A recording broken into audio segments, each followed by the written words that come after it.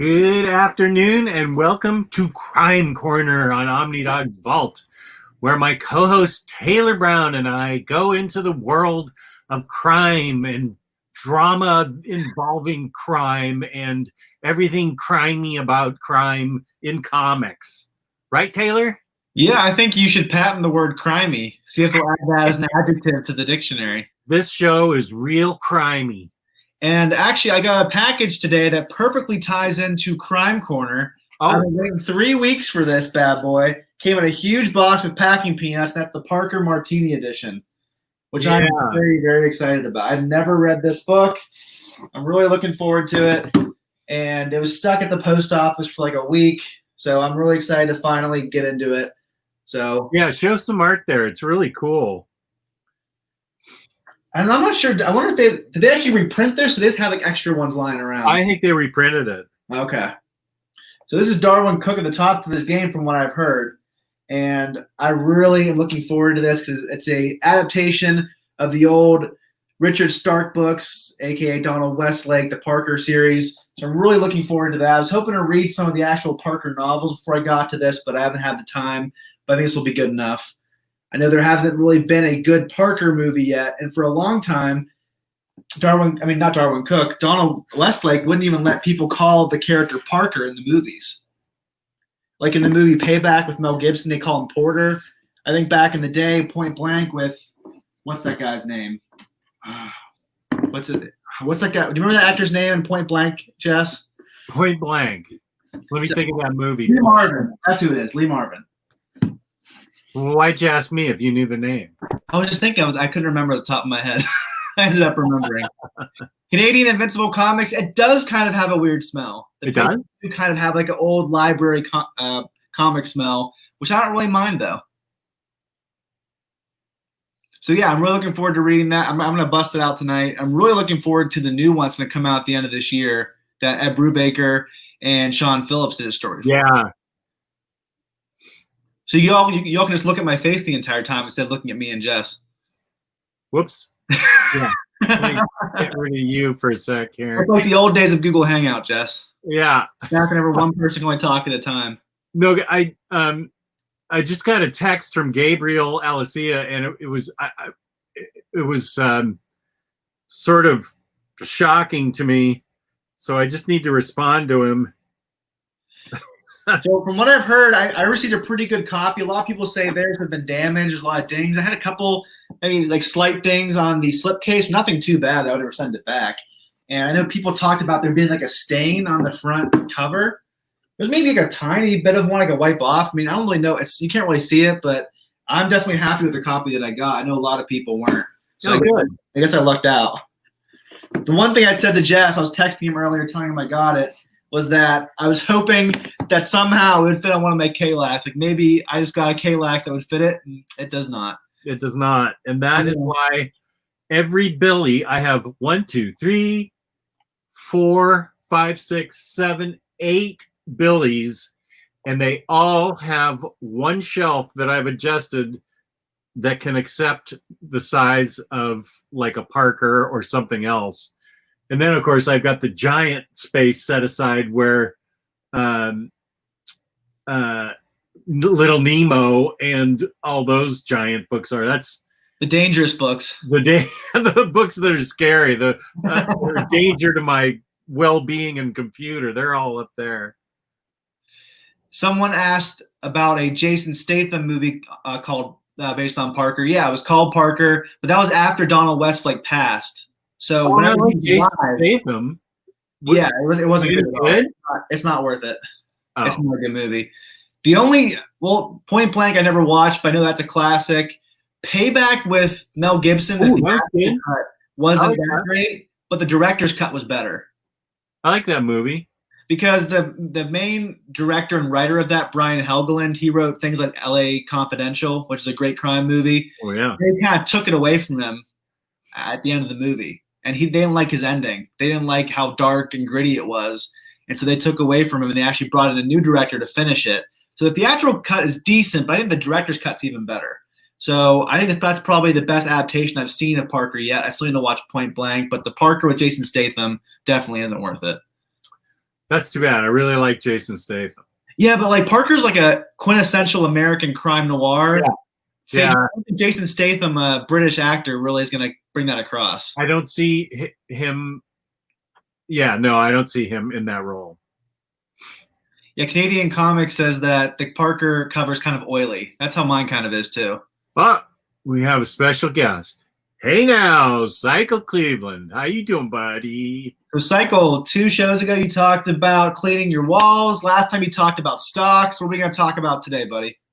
He put a comment in one of the videos that he did really well in stock trading. One of his first stock trades, he made like 150% profit. So congratulations, Cycle. You can buy a lifetime supply of Swiffers to clean your walls. His current reading plan is to read all of Criminal, then all of Stray Bullets. I know Cycle's been on my case to read all of Stray Bullets. I have the first paperback, and I need to get them all. But as you all know, there's so many books to buy, and there's only so many books I can buy in a month. I'm hoping to get to them very soon, though. That is high on my priority list. Yeah, I have had that, and I've never read it, the Uber Alice edition. Oh, okay. So I need to read that. And Dano Comics, he's been able to catch his first live show. That's awesome. Who said that? Dano's Comics? Yeah, his first live show catching with us. Oh, good. Hey, Dano. Right on. Oh, and same with Real Big Cohen. Usually you're the one who gets all the compliments. I finally get a compliment. Taylor is the best. What the hell are you talking about? Thank you. I really appreciate that, Cohen. He is very analytical. He is. He is the over-analytical one, and I am the under-analytical one. I just read it, and I go, oh, that was good. And Taylor reads something and starts trying to figure out the character's motivation for saying something in panel 3 on page 4 and blah, blah, blah. So, I'm the yin to your yang. Yeah, exactly. Is it yin or is it yin? I think it's yin. Is it yin? I can't remember. It's yin. Yin. Okay, yin. Yin to your yang. Someone said that we're the Lennon and McCartney of reviewing comics, and we're trying to still figure out who's who. Oh, that is he deserves a shout out. He's a good guy. I only see him on Facebook though. Let's see where. Okay. I think we decided that you're the McCartney of the group of the two of us because you're the more of the front man. I'm more like the heady analytical one. Yeah, well, I'm the one that writes the silly love songs, and you're the one that writes the deep analytical life songs. I'm happy with that comparison. That's fine. Gosh darn it, where is this guy? I want to give him. Now I forget what I'm looking for. We're looking for that. Remco says, "Have you considered reading The Spirit as part of Crime Corner?" I've never read any Spirit. Do you have any of that in your collection, Jess? I do. I have there's a 2-book Darwin Cooke Spirit. Let me get. I know right where they are. Let me get one of them. The only thing of this Spirit I've ever consumed is the movie, which is absolutely horrendous. Yeah, I've heard. You watch that movie? I've heard it's awful. I never watched. Watch it. It's not even worth watching to see how bad it is. Some movies are so bad it's almost funny. That movie's so bad it's just bad. Now, who is that? A Frank Miller movie or something? Yeah, Frank Miller directed it. I think he wrote it as well. And I think he thought he could really pull it off by himself because he co-directed Sin City with Robert Rodriguez. Yeah. I don't think he realized how much he probably leaned on Robert Rodriguez, who was a very accomplished director. So it just was a terrible movie through and through. Yeah, Darwin Cooke did Will Eisner's The Spirit. This is book 1. This is lightly out of print. So I was going to ask you that. I'm like, I assume that's out of print. It's still attainable. It's not like it's $150 book. I think I might need that. Yeah, it's 2 books. Darwin Cooke wrote it and drew it, which is a gift. Is it a reimagining of The Spirit, or is it continuing along what Will Eisner was already doing? Like, is it a continuation of Will Eisner stories? Yeah. Okay. Yeah. Do I have to read those original ones to get them? No, not at all. If you go back far enough to when the Spirit was first, look at this. This is beautiful. I definitely need to get this. Yeah. When the Spirit was first written, there are some really offensive racial stereotypes used. Oh, is it really? Yeah. I mean, Spirit dates back to the 40s, and I mean, it was some real Song of the South type stuff. That's always a difficult question to ask yourself is, am I willing to read certain things that are of its time because they have importance to that specific time? That's always a question everyone has to ask themselves. Are you willing to watch this? Are you willing to read this, even though there's some problematic? Yeah, well, there's nothing problematic about Darwin Cooke's Spirit. Okay, after the show's over, I might try to go looking for that. Yeah, I would try eBay for the first one, and then I think the second one may still even be on IST. It's not hard to find at all, but it's definitely worth reading. Remco was more talking about Will Eisner's The Spirit, the black and white comics. Oh yeah. So do you have those, Jess? I don't. No, I don't. But I remember reading reprints of him growing up and stuff, and he was cool. He was very cool. Of course, really well drawn, very gritty, kind of funny. He's definitely got a humorous side to him. I know what Remco's talking about with the black and white stuff, but I think you can read Darwin Cooke just fine. Well, Remco, it looks like me and Jess might try to go for that Darwin Cooke Spirit series if we review it in the future. And if we really like that, maybe we'll go back at some point. And Psycho Cleveland is living up to his name, currently indoors and cycling.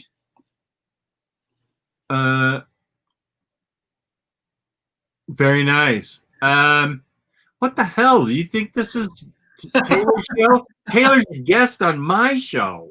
I'm more than a guest. I'm a co-host. Well, yeah, that's true. This is our show. Yes.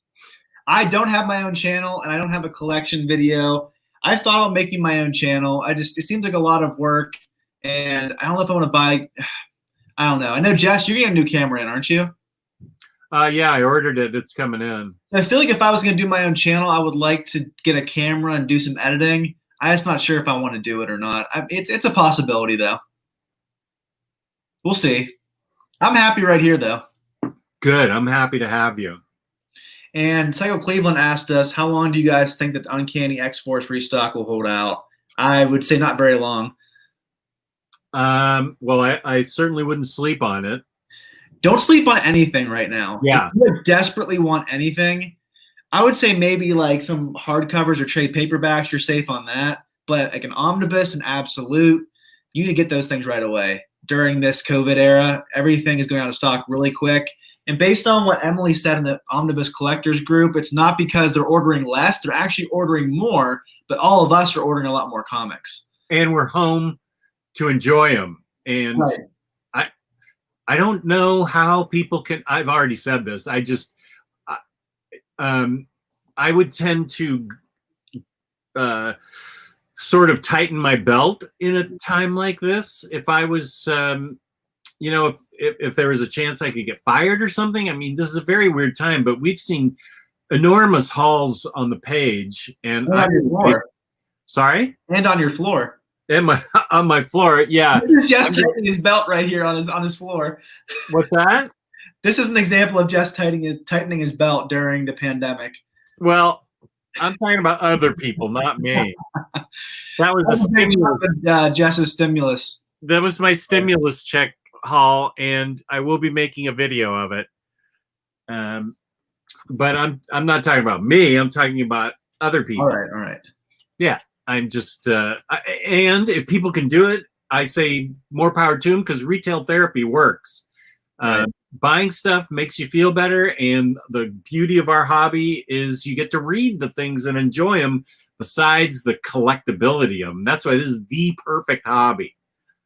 Stamp collecting, boring. Coin collecting, got it. Comics is the only fun collecting. And probably albums, LPs are probably action figures and such too, statues.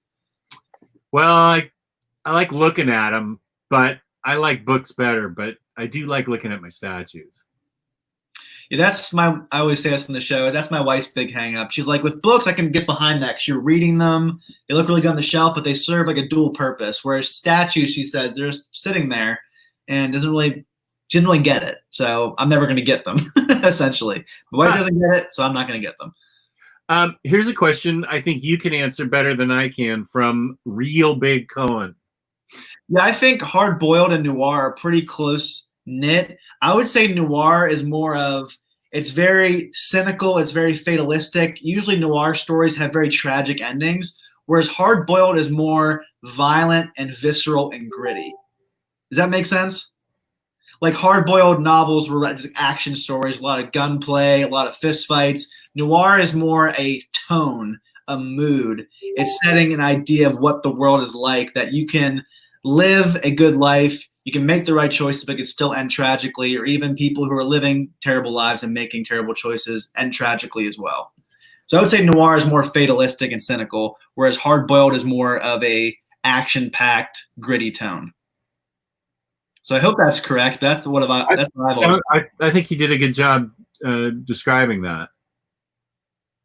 And if you want to go back, a lot of noirs like during Jess, whenever Jess was born back in you were born in 60, weren't you? 1959, yeah. Okay, so you were born in the 50s. That was the 40s and 50s were the heyday of the noir movies.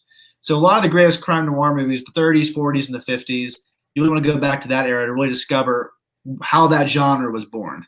Like Double Indemnity, Dial M for Murder, stories like that. Yeah. Dial M for Murder, that's one of my favorite Alfred Hitchcock movies. That is a great one.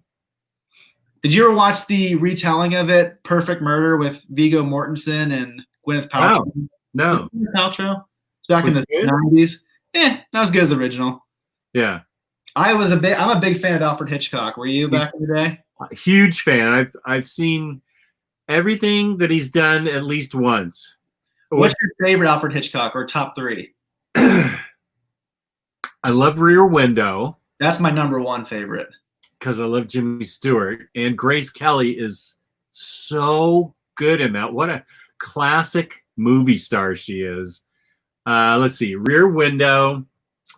I love Cary Grant. So North by Northwest is probably a good one. I love that.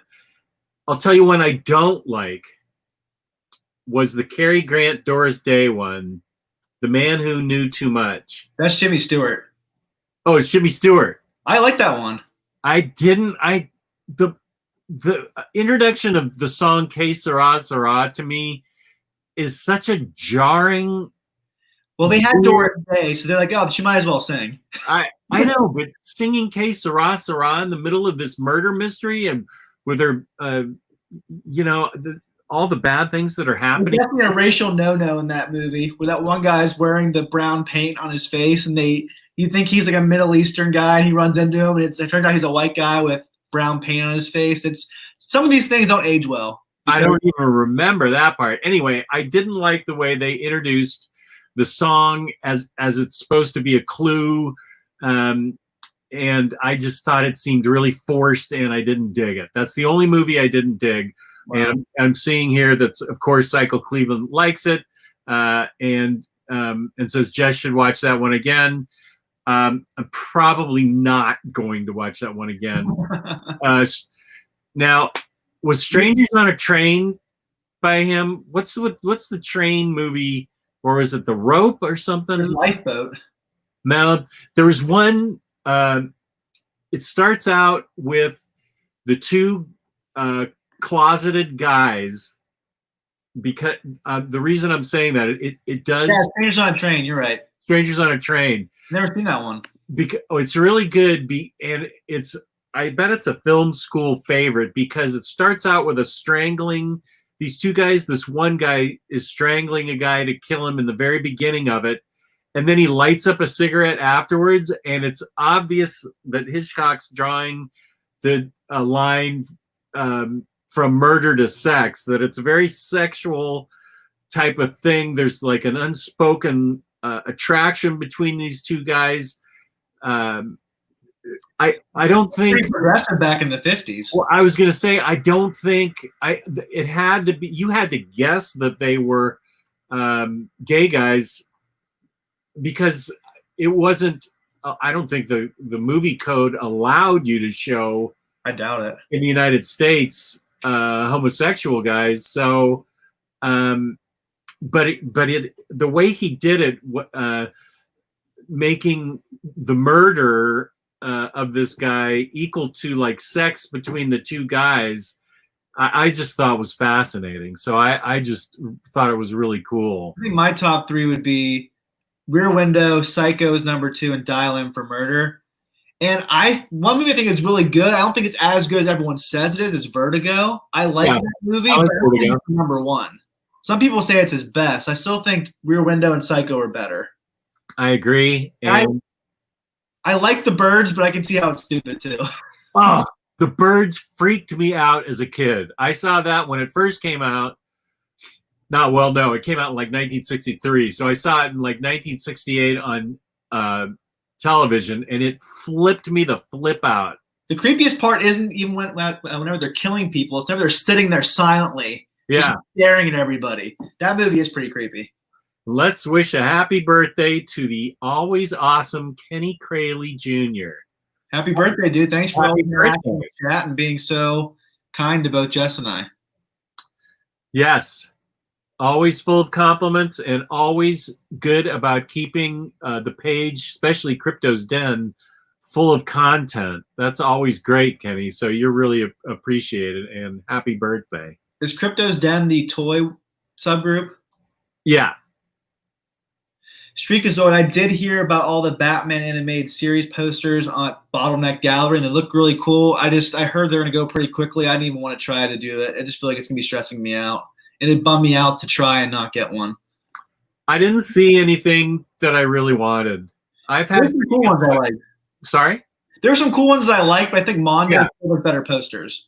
Yeah, I just didn't see anything that I really, because it's a very certain stress level when you try and get prints and posters. That's why I didn't want to do it. Yeah.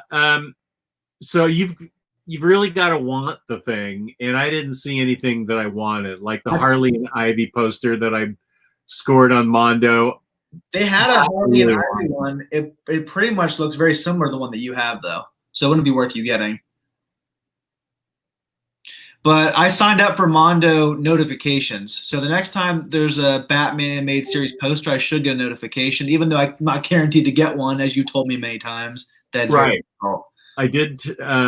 I did tell you the trick, and it can be done, but it's a. I can't remember the trick. Tell me afterwards, so nobody else. No, I'll tell everybody. It's not like everybody's a Mondo poster guy. I don't want them to get it though. Okay. What? I don't want them to get the poster. I want to get the poster. Oh, all right. That's okay. You can tell them. I'm just joking. You can tell them.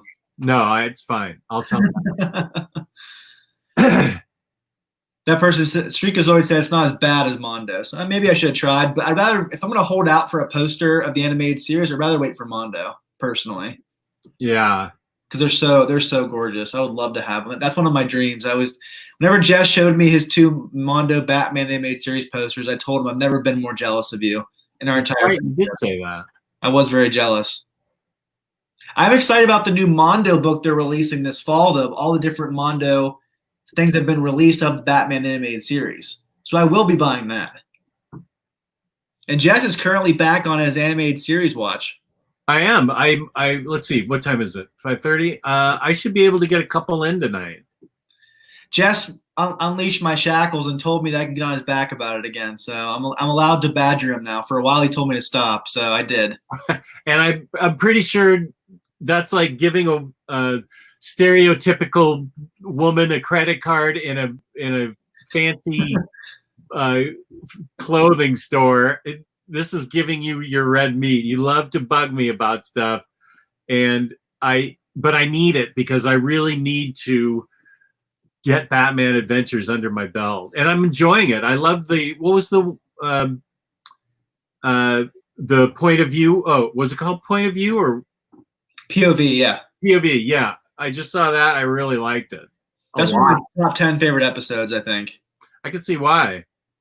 Yeah, so the hard thing is the animated series. I would say more often than not, the episodes are really good, and even the worst ones aren't that bad. But there's some episodes you're not going to like as much as others, but its hit ratio is really good.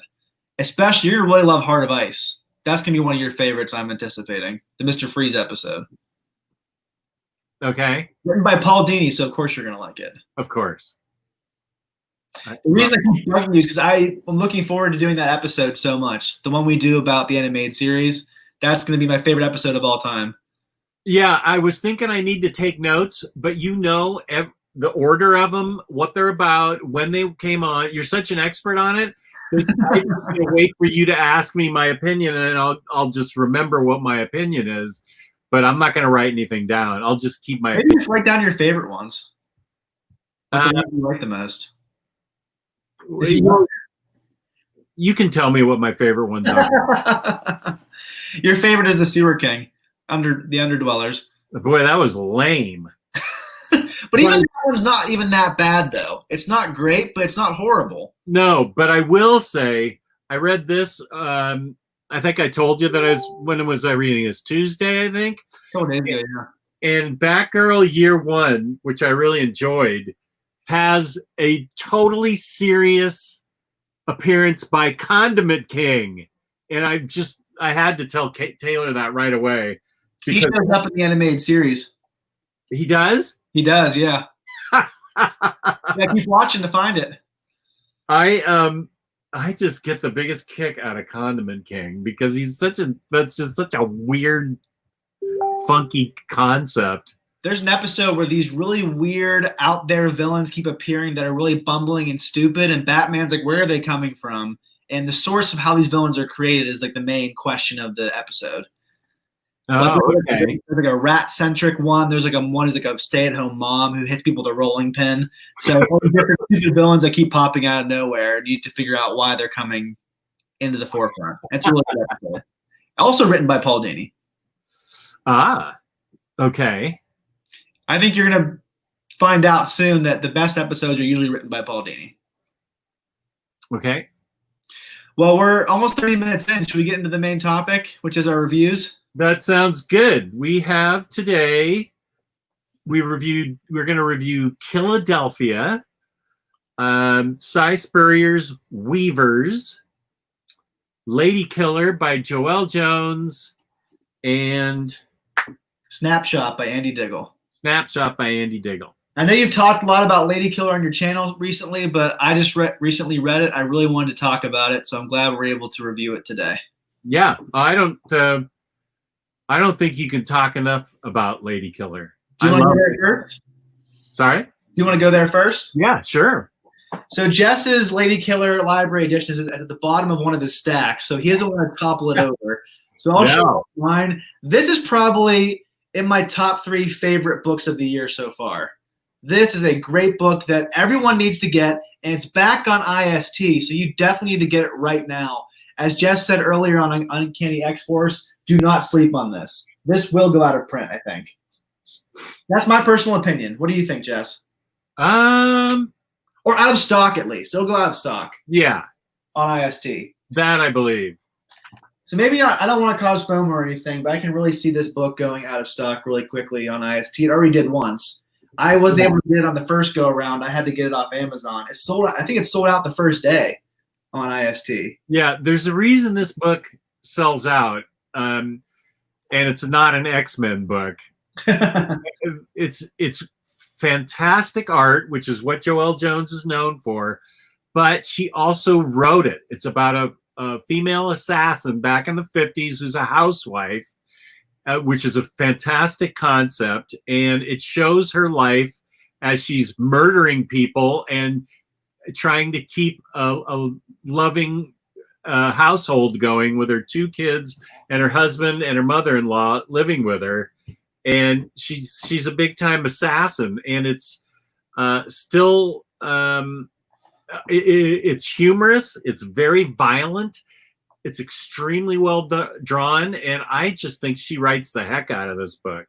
It is so good. Yeah, I think it's one of my favorite crime books that we've read in a long time. I think the first arc of this book is really good. I think the second one is even better. The one thing is this whole library edition ends on a cliffhanger. Yeah. A big, massive cliffhanger. I'm pretty sure she's coming back to it, though. I'm pretty sure she's currently working on the 3rd arc. If she's not, I'm going to be very depressed. So you know what happens.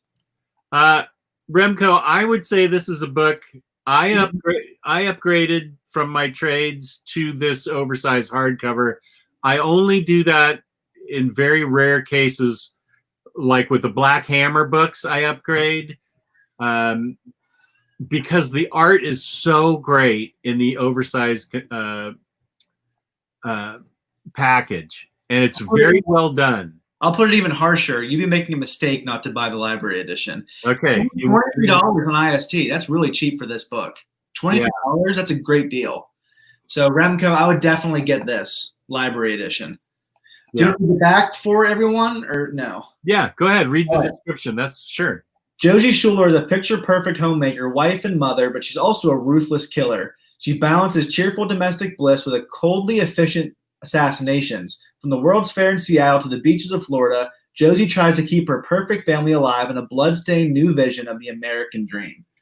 And I think Josie's a really, really interesting character. She kind of seems one note at first, but as it goes on, you get deeper and deeper into her psyche and what fuels her and how much she's willing to sacrifice for her family. And it's really juxtaposed against the misogynistic era of the 50s. And how she's a really independent and strong woman who has to put on the air of being needy and dependent for her husband. And it's really funny seeing her husband come home and act like he had a really hard day at work whenever she was murdering people and chopping them up and trying to get rid of their bodies. And she's really the one who's working hard out of the two of them. Yeah. So I think this is definitely one of my books of the year, and everyone needs to get it. I 100% agree with that. And so Jess has already talked about this book a lot. So I think that's all that really needs to be said. Yeah, I would note that the coloring in it is fantastic. Yeah, I think is it by Laura Allred? Yeah, I think you're right. I think it might be Michael Allred's wife, right? Don't they work together a lot? Yeah, they do. So yeah, this is definitely a book that everyone needs to get. Put it next to your Black Hammer, Hellboy, and Harrow County Library editions. I love library editions. I love absolutes. They're a great format to read comics in. Yeah. And let's all be hoping that Joel Jones is currently working on Ladykiller. Yes. I need to know what happens. Yeah. All right, we helped Alexandre. Done, ordered. Oh, Remco, I get it. He's in Europe, so it's a little bit harder to get maybe some of these books. But even though it might be a little more expensive, it's definitely worth it. Here's Canadian. He says it's super recommended. That's good.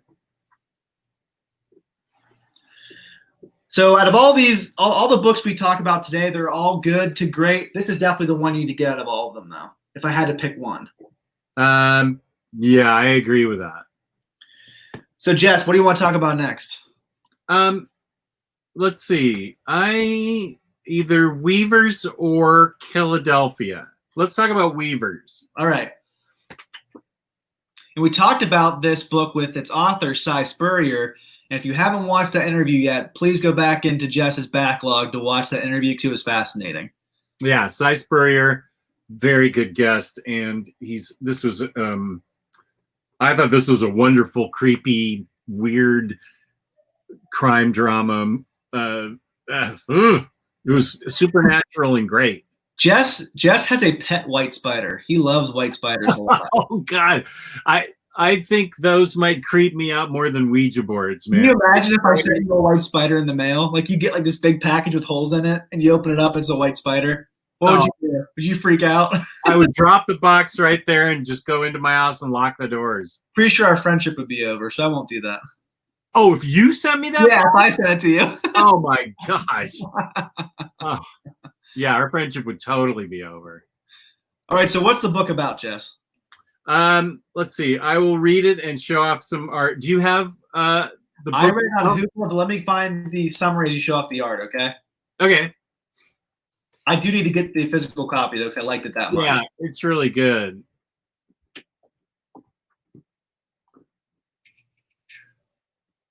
Oh, you know what it is? You have to look up Simon Spurrier sometimes. It doesn't work if you look up Cy Spurrier. It's confusing. Oh, really? Yeah, for some reasons, you'd look up. Some of his books says Cy Spurrier, some say Simon. All right, I found a summary. This one says Simon. Okay, that's probably why then. Some okay, say so you want to read the summary as I show off the art? Yeah. Great power comes at a price, loyalty to the family. In the aftermath of a gang-related attack, Sid Time becomes an unlikely new addition to the Weavers, a brutal East Coast crime family. Members of this syndicate are bound to loyalty thanks to the supernatural spiders inside each of them, granting power and grotesque abilities. Once he realizes what he's capable of, Sid sets out to uncover the truth behind the mysterious attack, but he doesn't have much time. The longer the spider is inside him, the more loyal Sid becomes to the Weavers, and the harder it will be to escape their web of violence and crime. So essentially, this is a supernatural take on The Sopranos. This Sid kid becomes a part of a crime family. He has a supernatural ability because of the spider. He pretty much has these big monster tentacles that come out of him that can just rip people to shreds, basically. But every single person has a different set of abilities based on the spider that they ingest and swallow. So you don't know what your power set's going to be. And I've read several Cy Spurrier books. This is by far my favorite. Oh, okay. That's interesting. That's probably because I'm a big crime fan, though. I just thought the book was so unique. There's no other book like it that I can think of. No, I agree. Do you think it ranks up pretty high there for you? I know Spire and Coda are still your favorites, right? Let me think about that. Did he leave it open-ended so that, or did we feel like it was? I think he concluded it pretty well. I think he could return to it. Yeah, he has to. Yeah, I think it's a good one and done. If he does return to it, it could work. But I think he left it open-ended enough that he could return to it, but closed-ended enough that he doesn't have to. Yeah, the Spire is number 1. Coda's number 2. I can see making a case for this being number 3. I really enjoyed this. I'd never even seen this artist before. No, me either. Fantastic. Dylan Burnett. Yeah, I thought he was fantastic. I hope he does more stuff in the future, and I hope Cy does more books with them because they work really well together. Yeah. It's a very twisty, turny mystery, and you think you know what's going on, but then you don't. And then there's another double cross. There's another twist. There's twist upon twist upon twist. There's lots of double crosses. You never know what's going to happen. This is a Boom book, Dano's Comics. Yeah, Cy seems to just work with Boom when it comes to independent books. I think he has 1 or 2 at Image. I think he does Godshape. No, I think Godshaper's Boom. There's that. What's that one? Is it Angelic? I think he does an Image. They may have one Image book. Angelic? I don't think I've read that. That might be the title. I can't remember. But I know he has one book that's centered on like the apocalypse. There's like a monkey as the main character or something. What the heck? No, I don't know this book. Let me try to find it. There's Cry Havoc and Godshaper. Yeah, Angelic. Disenchanted. What's that? There's a series from him called Angelic from Image Comics. It's called Angelic Volume 1, Airs and Graces from 2018. It's basically centered around animals who are the only ones left over after the apocalypse. And it's centered around a young winged monkey. It's He has wings? Yes. Oh, I'm so ordering that. It's Cy Spurrier, so you're going to have to anyway. Yeah, that's an Image book? Yes. So I think it's one of his only Image books. He usually just sticks to Boom from what I've seen. Unless he's doing like a Marvel or DC book. No need to apologize for being late. This isn't your work or your school. Yeah. Good to have you. Thank you for showing up. People always apologize for missing stuff or showing up late. It's like, this isn't your, don't worry, just come when you want. Your Hamilton takes. Have you seen it? My wife's been begging me for several weeks. I've been putting it off. I knew it. It's a long commitment. It's 2 hours and 40 minutes. That's a big commitment. It is a very long play. And I like plays, but in my experience, watching them recorded isn't usually as good. But I've heard it's excellent, so I really should watch it. It is extremely well produced. You said you wouldn't watch it again, though, right? Is that Sorry? You said you probably wouldn't watch it a second time. I've been thinking about that, and I've been thinking a lot about the music, and it's been bouncing around in my brain. So it might be something that I do watch again. There's other stuff that I'd rather see first, but I can see why people like to see it 10 and 15 times and stuff. It's got a super catchy very appealing cast, super catchy songs. So yeah, I'll see it again. Is your daughter really into it too? Not like she was into Wicked, but she really likes it. I feel like people my age are really into it. Like Yeah, young, like 20, 30 somethings. Yeah. So maybe I'll try to earn some husband points tonight. As all of you husbands know, husband points are important. Once you get them, you have to use them pretty quickly though, because they expire very quickly. Maybe I'll try to get some husband points tonight and watch them. You can bank them, but they do. They last for maybe a week. That's pretty much it. Yeah. A week? Wow. I would say probably 3 days. But Depends on your wife. Yeah, I think so. But yeah, I dug it, and it was very well cast. A very talented group of individuals. So I will get to it. But I think when it comes to Weavers, it's a very underrated book that not a lot of people know about, and more people need to read it. So I wouldn't hoopla it. If you can, I would buy it. I hoopled it, and I wished I had bought it. And I will buy it in the future. Yeah. I loved it. I definitely will be buying it in the future, and I hope you all go on InStock Trades and get it soon. Yeah, we definitely are big fans of Weavers. Remco says husband points, ? A husband point is maybe you do a certain chore that you're not asked to do. You do something nice. You watch something your wife doesn't want to watch, hoping that you can maybe get your way in something else. Like, hey, I want to buy this. I want to do this. You try to do something so you can get something else in return, basically. Did I describe that well, Jess? Yeah. Are you married, Remco? How many points for taking out the trash? None. I get none. That's an assumed chore. I'm talking about chores that you're not expected to do, but you do anyway. Right. Like watching Hamilton. That should score you some deep emotional points. Yeah. Hopefully my wife can't hear me in the next room. I have lost some husband points. You would have to accumulate. I don't know. That's going to be an individual decision on how many husband points to be able to buy an Omni with your wife's permission. That's going to, excuse me, that's going to depend on your relationship. Jess, how many husband points is that stack behind you? All the husband points you've ever accumulated over the course of your marriage in the past 30 years? This is, I don't know that I could earn enough points to justify this. I'm taking a big risk leaving the stack out like this. I need to make my video and then file everything away. That would be like if your wife needed a blood transfusion or a kidney and you gave it to her. That'd be the amount of husband points you need to get. I have to give my wife a kidney? Yeah. I think you're right. Yeah, I think that's pretty much it. Boyfriend points are equally as valuable. It's a little bit easier when you're dating someone. There's a little more leeway, I think. Yeah, because there's always the option of the quick out there. That's just jump and go. So, that's not available in a marriage. And most people put their best foot forward when they're dating too. Yeah. So I think it changes a little bit once you're married. And just so everyone knows, I love my wife, and I'm not trying to say I'm trying to like get one over on her all the time and try to trick her. But husband points are an essential part. Yeah. Of marriage.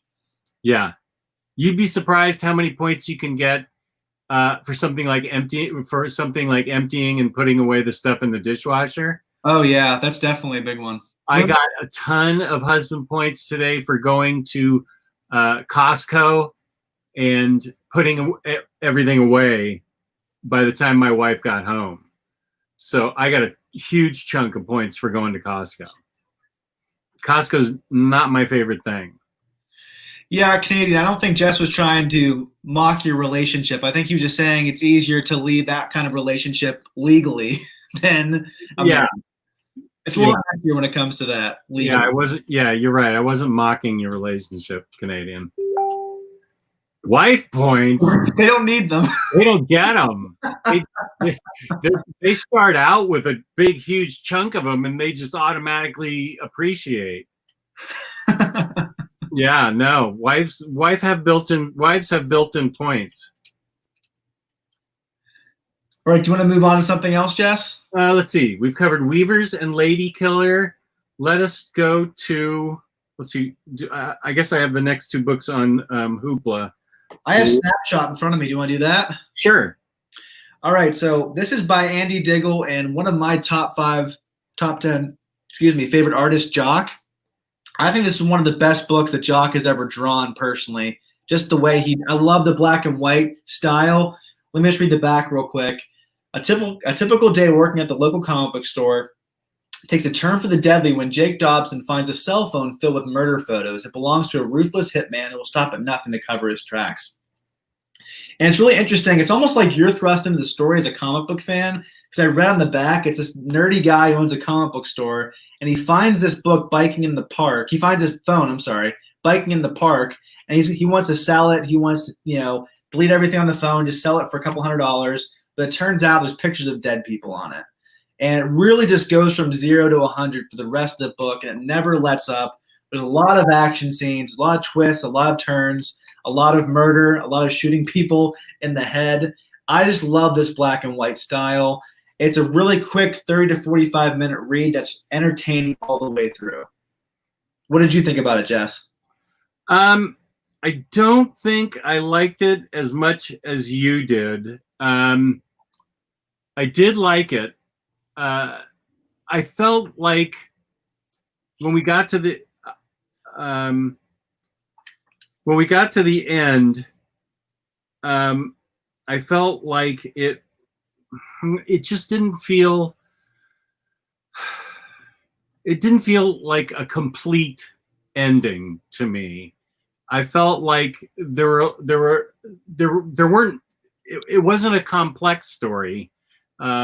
It was easy to follow, with a very interesting central premise of the kid getting involved with these killers after he discovers the pictures on the phone, and he goes through a lot just trying to stay alive. And the people that he has involved with him, they get involved. His friends get involved and get exposed to this killer. And so it becomes very real that there's a real effect that he's got there are serious consequences with the fact that he found the phone with the pictures on it.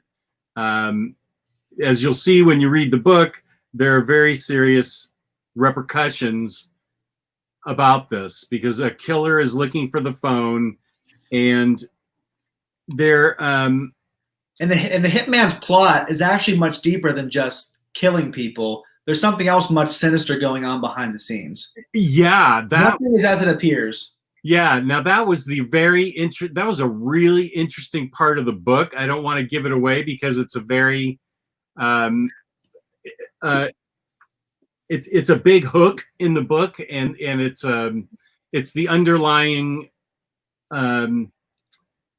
without it the book is going to be a lot less interesting. So the fact that there is that the extra sort of conspiracy with the other people involved with the gee, I don't want to give it away, but I'm gonna. Well, I somewhat disagree with you that it's not a deep book. I think it really starts out in a way that's pretty shallow, and as it goes on, it gets deeper with more layers, and it gets like there's much more complexity. Oh, no, I don't think I said that. I felt like the ending. Oh, okay. Wasn't.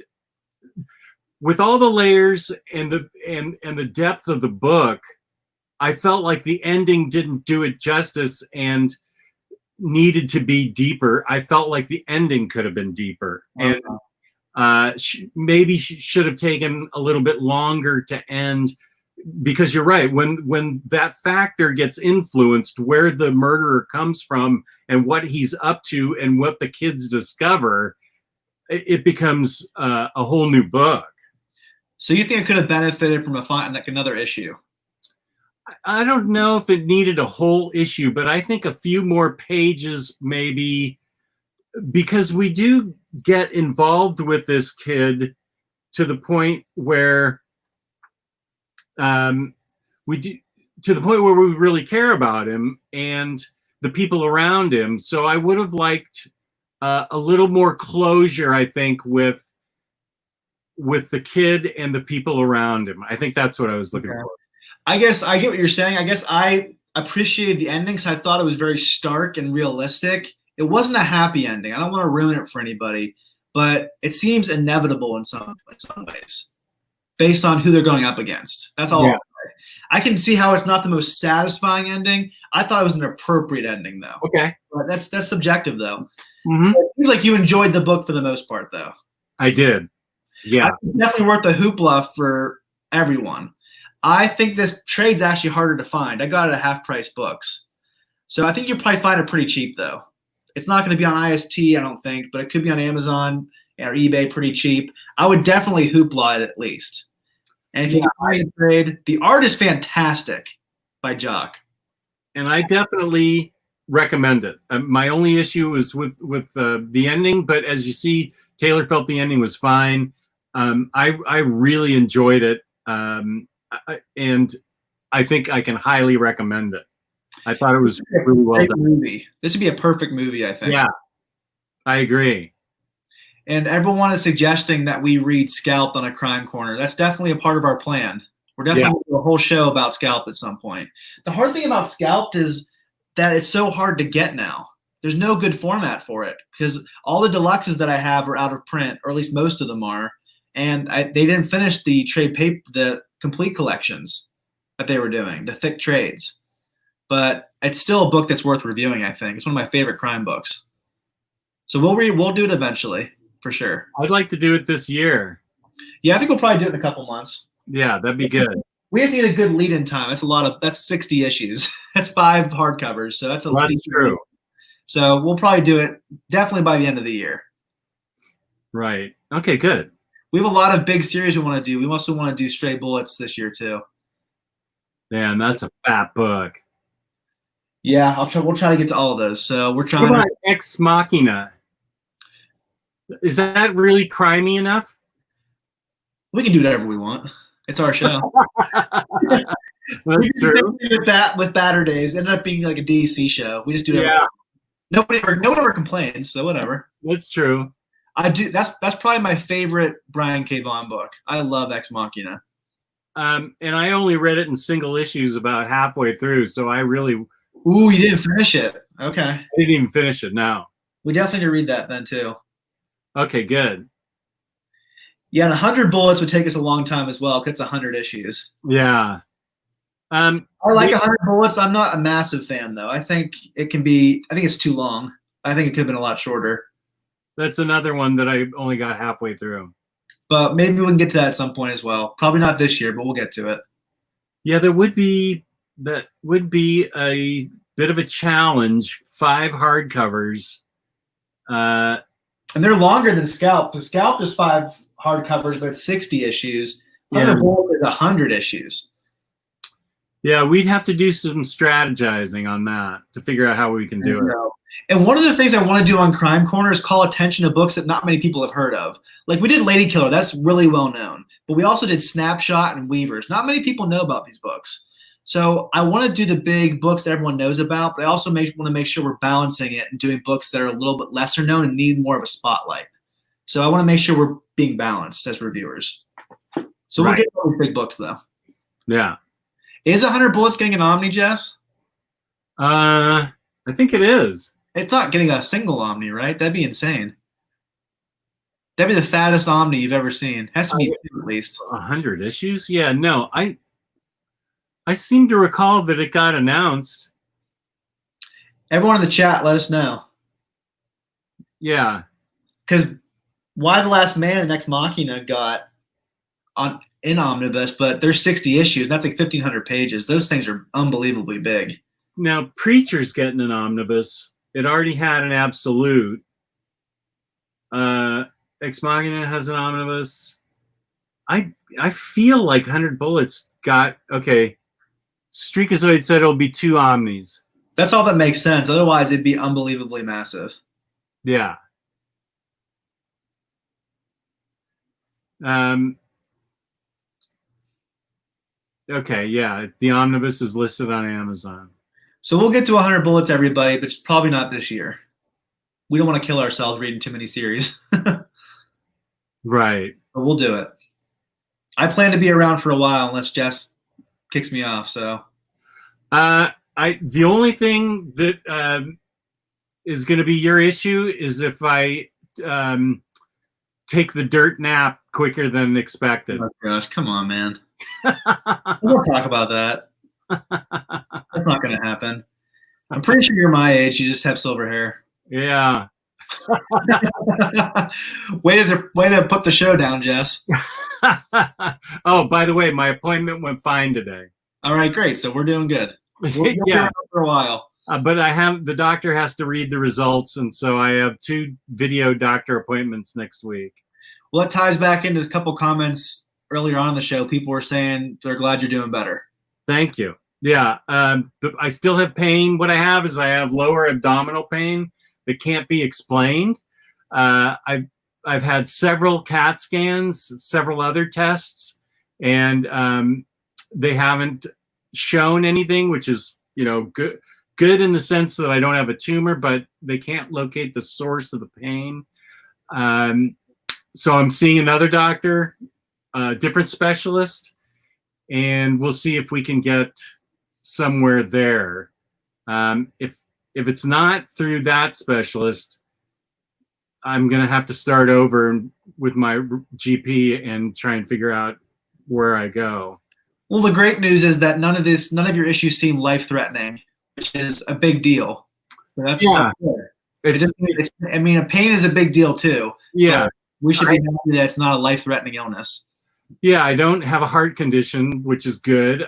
It's right now the pain is managed with medicine that works. So it's as long as my pain's controlled, I can do a show like this and be a happy guy. And it's not looming over my head, what's causing my pain. I feel like they'll figure it out eventually. Psycho Cleveland wants you to get on a certain regimen. Psycho, send Jess your workout regimen. He'll do it. I'm not doing that. Send him your dusting regimen, and he'll do that too.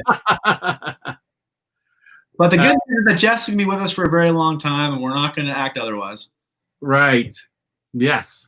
I feel good, and when I'm on the meds, so as long as I can control my pain, I can wait for them to solve the problem. You're going to be around as long as you still have hair, and you're going to have hair for a while, so you'll be good. Still have it all. My brother is super jealous. All right, do you want to talk about our last book, Jess? Yeah, thank you, Streakazoid. I appreciate that. Thank you, Kenny Crayley. I appreciate everybody, and Canadian. I appreciate everybody, everybody's good thoughts. Thank you. Yeah, if you're never on Omnibros, everyone's always asking where you are and saying, I hope Jess feels better. I think they just assume you're probably not feeling good. So everyone cares about how you're doing. Yeah, thank you. I appreciate that. Yeah, if I'm not on a show, it's because I'm really just not feeling well. Cycle anticipates you're going to see triple digits. Triple. As long as I have all my facilities and faculties and can move around, that's okay. I'm okay. But I don't want to be, miserable at 100. I think you're almost in the best decade of your life in 60s because you're retired. You're still young enough. You're still able to do stuff. I think now's a really good time of life, actually. But it just turns out you're stuck in your house because of a pandemic. Well, you know what? It's not that bad. First of all, I take the pandemic very seriously. My heart breaks for the people that have been affected by it and that have died because of it. Obviously, that's a very serious situation. As far as the quarantine goes, though, my wife and I are perfectly positioned for it because she just retired. I stay at home, and it turns out we really get along well together. It turns out you've only been married for 30-some years, but it turns out you get along together. Yeah, but I would only see her at night when she would come home from her job, and then weekends she'd be busy doing everything. she's in my face now all the time, and the house has gotten a lot smaller because she and I are bumping into each other all the time now.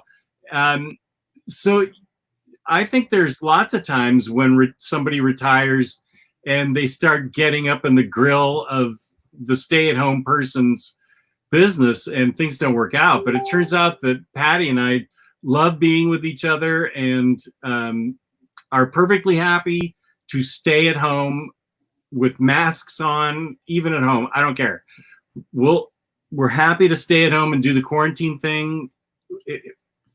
Our marriage is working out really well.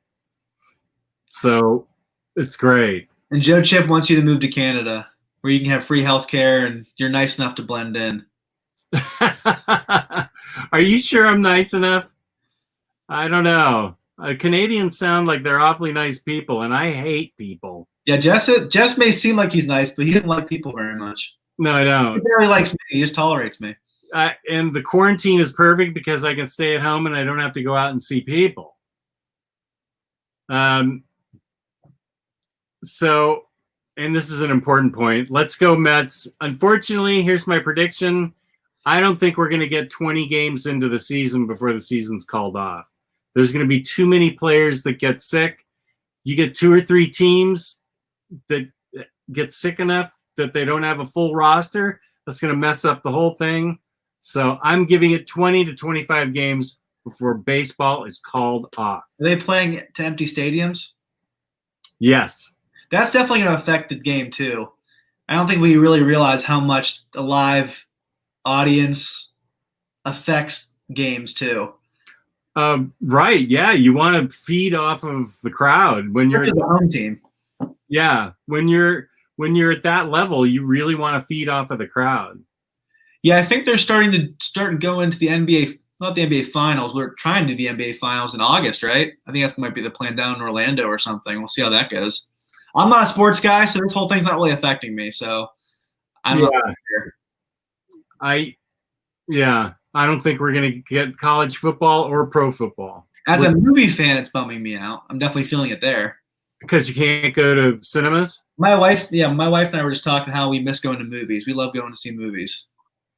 So hopefully we'll be able to do it sometime in our lives. So we'll see. Well, do you want to go to our last book, Jess? Sure. All right, our last book is a very recent trade paperback that just came out that seems pretty popular. It's called Killadelphia. And I've never heard of this writer before. Have you, Jess? Killadelphia? I'm trying to pull it up so I can see. Rodney Barnes. No, I had not heard of him. And I love the artist, Jason Sean Alexander, I believe his name is. I'm pretty sure he goes by Sean in the middle to be avoided with George Costanza. So that'd be annoying me. Like, everyone's going to think I'm George Costanza. But yeah, Jason Sean Alexander, he did a arc of Queen and Country. Didn't he do a book with Joshua Williamson? Was it called Colt? I forget what that book was called. Where it was about like an apocalypse and the whole earth was frozen over or something. I don't know about it. I can't remember. But he's a good artist. I like the artist though. So basically, this book is set in Philadelphia, obviously, Killadelphia, Philadelphia, and there's a vampire conspiracy going on. It's being orchestrated by John Adams, our second president, who is not dead. Him and his wife are leading a group of vampires, like underground, trying to take over all of Philadelphia, then America, then the world. And that is so cool that John Adams has worked into this comic book. I loved it. Yeah, to be honest, I was telling Jess this. The first 2 issues were okay. I was kind of lost at some points. I wasn't sure about it. When you got to the John Adams angle, that's when the book really took off for me. Yeah. I enjoyed it from there. I think the first 2 issues could have been honed and sharpened a little bit. I think the final 4 were really good, and I enjoyed it a lot. So basically, this father and son duo detectives, they come across this conspiracy, and it's them trying to take care of these vampires before they try to take over America.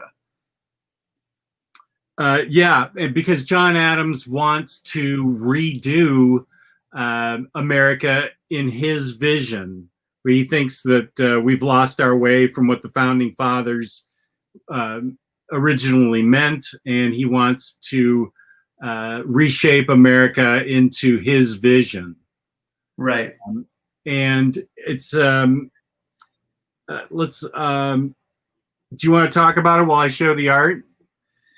Yes, and Chris M., the Van Buren boys do not show up. Yes, what the Van Buren boys' signal was in Seinfeld. Do you remember that? Oh, the Van Buren boys. Yeah. Remember they got tagged? Kramer talked about it. Oh yeah, George goofs it up or something. It's this. It's because he's the 8th president. The Van Buren boys. I forgot about that. That was so funny. I have to go watch that episode after this is over now, Jess, on Hulu. Yeah. I've been trying to get Jess to watch Seinfeld again on Hulu. I think what I'm going to be doing is watching a lot of Simpsons on Disney Plus. And Batman animated series. There's my daily plug. Yeah, I'm going to be watching that a couple episodes every day. See, those are manageable shows. I get how you can be intimidated by an hour-long show. That's more of a commitment. You can watch like 3 episodes of Batman animated series in the same amount of time it takes to watch 1 episode of Legion. Yeah, I do have to knock off Legion so I can start Picard. Okay. Yeah, but I liked this book. I think I liked it a little more than you did. Yeah, I think I'm looking forward to future installments. I think that, like I said, the first 2 issues were a little bit rough for me. The final 4 got a lot better once they focus on the John Adams conspiracy angle. I especially like the issues that really explored John Adams' history and how it showed how he lived on for hundreds of years. So that was really interesting. And why he wanted to do this actually made sense. And that was really cool. Yeah, the art in this book is very creepy. It's very atmospheric. I think everyone's going to enjoy the art style. It's more of a horror book than a crime book, but there's the cop angle, so we were able to go after that. Yeah. In the corner. Yeah, I really, really like this book a lot. I think had I read it sooner, it would have shown up on my top books of 2020. Oh, wow. Yeah, I really enjoyed this. You definitely need to at least read it on Hoopla. I think it's also worth a buy as well. Yeah. If you release it, I'll probably buy the trade paperbacks. I think that I would like this to be released in a hardcover, and that's when I get it. Maybe I'll wait. Yeah, the art, I really dug the art. I usually don't buy image trades much anymore. I usually wait for the hopefully inevitable hardcover. It doesn't always happen, though. Books like Manifest Destiny pop into mind. Books that really need to have a hardcover but don't. Yeah. That's a good point. There's a lot of point of views in this story. There's a lot of different characters you need to be aware of. It's definitely a very dense read, I would say. There's a lot going on. Yeah, you can't just sort of just half pay attention to it while you're reading it. No. You really got to focus on it. It goes back and forwards in time very much throughout every issue. So you really have to pay attention. Otherwise, you can get lost very easily. That might have been my problem. I read the first issue at like 11:30 at night, which maybe I shouldn't have done. Maybe I was kind of too out of it. Yes, this is probably like your second favorite. Wait, maybe Weavers was better to you. I'm not sure. Do you like this better than Weavers? Yeah, I did actually. Okay.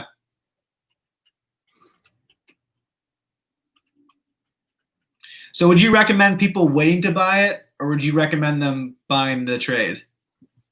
That's a good question. I'm trying to think if I want to get the trade right now or if I'm going to try and wait. You know, it's hard with Image to wait for a hardcover because, as you said, you're never really going to be sure if there's going to be one. It depends on the writer and the artist. It's all up to them. They buy that. You know, the artist and the writer. So the guy who wrote this and Alexander have to decide, do we want to front the money to make these hardcovers and hope we get reimbursed and more? So they take a risk every time they do a hardcover, and that's important for us to realize as consumers. It's not like Marvel and DC. I will say this book has been really popular though. It caught some buzz. It's got some variant covers that have been really hot in the aftermarket, and it's got a lot of heat that a lot of collectors and a lot of readers are all about it. And I think a retailer would tell you that it's a very popular comic, which makes me think that based on that, it could get a hardcover. It could, yeah. We'll have to see once. Usually the hardcover is 2 arcs. So once the second arc is done and they start getting into the third arc, we'll see if they have a plan for it or not. And someone said in the chat, the book I was talking about with Joshua Williamson and Alexander was Frostbite. Oh, I read that. That's a good book. Maybe I'll get that on Hoopla tonight and read that. That's a good book, Taylor. I like Williamson more often than not, so I'll definitely give that a chance. I need to get the rest of Ghosted. Now that's a series that didn't get hardcovers. No, it didn't. I have the first trade of Ghosted. Is there 3 or 4? I think it's 4. There's 4 of them. I'll have to get the other 3 and read those. The first one is good. I love those books. Are you a big fan of Nailbiter too? I liked Nailbiter a lot, and I did not have a problem as much as everybody else did with the ending. I didn't love the ending either. Yeah, a lot of people didn't, but I was okay with it. It wasn't horrible. I just think when you read a series that long, like you were kind of disappointed in Snapshot. That's only 4 issues. So the ending, even though it's important, it's not as big as a series that's like 30 issues long. You're waiting for that ending. You want it to land well. I feel like it didn't really land as hard as I wanted it to, but they came back with a second series. So here's another chance to do it even better the second time. And Remco actually has a good point here. After hearing Spurrier talk about how difficult it is now for creators, we need to support them now by maybe not oversized hardcover waiting. That's a good point. That is a good point. And so maybe I will just get the trade paperback. The only thing I'm like about to quadruple dip on this Donny Cates material. I had Thanos wins, and I got the hardcover. Now I'm going to get the omnibus, and it's just I'm willing to double dip and trade something in or donate it, but it does get kind of frustrating whenever you want to get these hardcovers. I totally get Remco's point, and he's right. It's just difficult whenever you spend money on something and you need to spend on it again later on down the line. So it's a little bit difficult sometimes. Yeah. Some people are saying they didn't like the revival ending either. Everything's subjective. I get it. If you're not into it, you're not into it. I did not have a problem with the ending. I will tell you that usually books, if everything can kind of come together and make sense, and doesn't have to be a happy ending, it just needs to be an ending that makes sense and gives me a feeling that I didn't waste my time. I don't want an ending that doesn't finish it off and makes it feel like a waste of time. The only ending I can think of right now that I genuinely did not like, it's only one book. I can't. I know you're going to say, Jess. Can I say it for you know exactly what I'm going to say. I can't think of another book that even comes close to being as disappointing as this ending was. So I think I'm probably easier to Wake, right? What's that? You're talking about The Wake, right? The Wake by Scott Snyder, yeah. I'll never forget sitting over in that chair, reading a hardcover, and being more mad than I've ever been in my entire life reading a comic. I was so annoyed. I couldn't believe. I was like, what in the world just happened? That made 0 sense. I really enjoyed the first several issues. It made no sense. Nothing. It just fell off a cliff. Yeah. I couldn't believe it. Issue book, right? Something like that. And it was a miniseries at the Eisners before it ended. Yeah. Yeah. If they had seen that, they would rip the reward out of Scott Snyder's hands. I remember Third Eye Comics. I was reading it in singles. I believe it was a 12-issue run, maybe 10 issues. I think it was 12. Okay.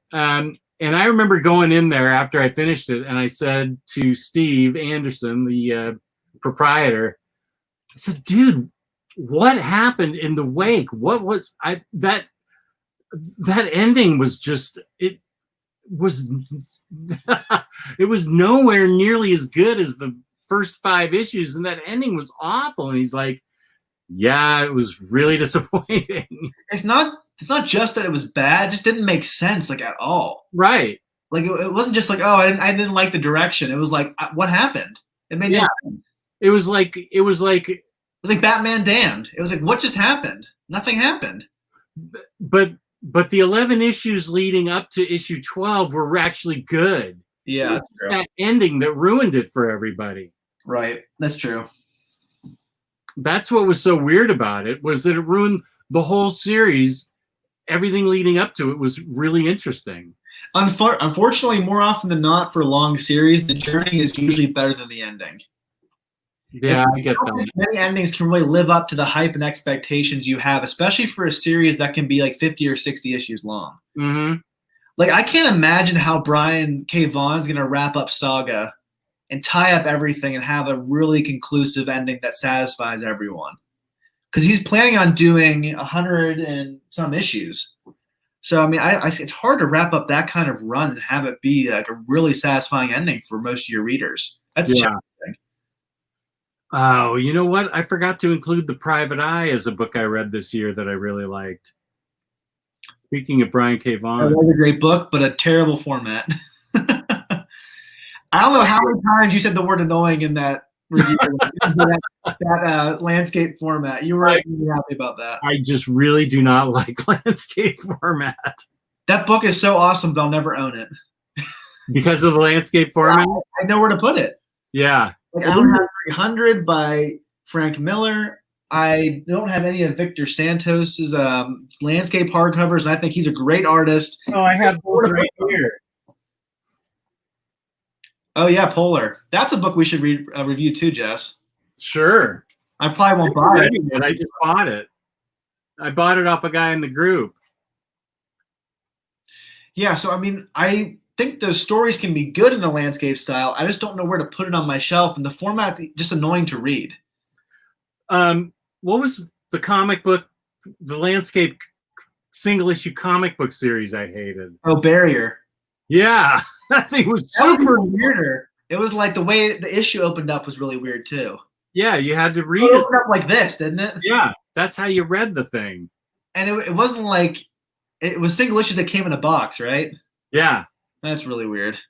I'm all for being like creative, but come on. Yeah, that was too creative. Right. I wasn't a fan of that. No, not at all. So, what was your favorite book then? Was Ladykiller your favorite? Was my favorite. Mm-hmm. I think for me it was Ladykiller, Weavers, Snapshot, and then Killadelphia. Okay, and I would say that mine was Ladykiller, Killadelphia, Weavers, Snapshot. But they're all good though. They are all worth a purchase. They are all worth reading. They, as Taylor said at the beginning, all the books are at least good to great. Yeah. So you can't go wrong getting all of them. It's always nice to do reviews of books that you enjoy. Reviewing books you hate can be fun for people to watch, but it's a bummer to read them. Dano's saying that those books were made for tablets. Well, then they shouldn't have reissued them in comic format. Well, because they came out originally on Panel Syndicate, which is digital. Yeah. So I did like reading it in that format. I am someone who likes to have physical comics that I love. I like reading books digitally, but if I love a book, I want to have it physically on my shelf so I can keep going back to it. Yeah. And Private Eye, I would love to keep going back to it, but I'm just never going to buy that hardcover. Because first of all, it's a format that I hate and it costs $50. Yeah. That's so much money for what you get. And it's super landscapey. It's like really uncomfortable to read. Right. And you, like I said, you kept saying the word annoying at least 50 times. So I know you didn't enjoy that either. So I'll just keep reading it digitally whenever I feel like reading it. That's my plan. Here's a question. Do you recall this book at all, Repairman Jack? Do you remember anybody Never talking heard of about it. it or anything? Never heard of it. I think somebody recommended it on the Omnibus Collectors page, Facebook page, and whoever it was that recommended this to me, I need them to explain it to me. Did you read it? I did. I read it a couple days ago, and a lot of it went over my head, I think. So it wasn't bad. You just didn't get it. Yeah, I'm not saying it's bad. It was kind of like Little Bird for you. Sorry? It was kind of like Little Bird for you. Didn't that happen with Little Bird? Yeah, Little Bird I didn't get at all. So it's a book you feel like just didn't, it was way over your head, just didn't land. I did understand quite a bit of it, but I wasn't sure what it was going for. So I'll put up I'll have to figure out how to word it so I don't look like a moron, but I'll put up a post saying who recommended this book and can you tell me what's going on in it? What's the publisher? Dynamite. Okay. Interesting. Should I give my movie recommendations real quick? Oh yeah. I don't have any recommendations about anything. I'm always the one who does it, so don't worry, Jess. Yeah, I forgot about it. For Ladykiller, I couldn't really think of a comparable 50s assassin who's a woman. So I thought of a movie that really got into the mind of a killer, a psychopath that I really enjoy. I really like the movie Nightcrawler with Jake Gyllenhaal. Did you ever see that movie, Jess? I haven't. I need to see that. He wants to be like a journalist, especially a journalist focusing on crime and like car accidents and things like that. He buys a camera and creates his own company, and he tries to be on the scene of a car accident, of a crime, and get in people's faces and try to figure out the mystery. And it gets to the point where he ends up becoming involved in the crimes to be on the front line.